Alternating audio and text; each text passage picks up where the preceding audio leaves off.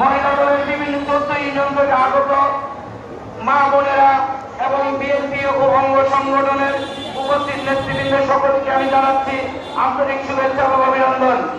সংগ্রামী সাথী ও বন্ধুগণ, আমরা দীর্ঘদিন রাজনীতি করি।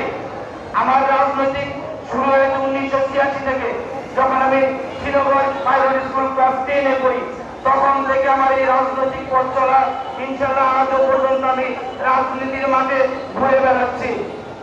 বলতে পারেন কি পেয়েছেন? অনেক কিছু পেয়েছি, অনেক কিছু হারিয়েছি, কিন্তু সর্বশেষ বাংলাদেশ জাতীয়তাবাদী দলের একজন কর্মী পরিচিতি পেয়েছি আমি, যার পরিস্থিতিতে আমি আওয়ামী লীগের সময় শ্রীনগর ইউনিয়ন পরিষদের চেয়ারম্যান নির্বাচিত হয়েছি। শুধুমাত্র এটা পেরেছি এই মা বোনদের কারণে।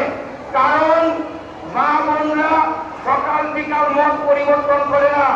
তারা যাকে পছন্দ করে, যাকে ভোট দেয়, তাকে কথা দেয় এবং তাকেই ভোট দেয়। মা বোনদের মধ্যে কোনো পঞ্চকতা নাই। মা বোনেরা মন থেকে যেটা বলে সেটাই করে। আজকে যে উপস্থিতি, আমি অন্য রাজনৈতিক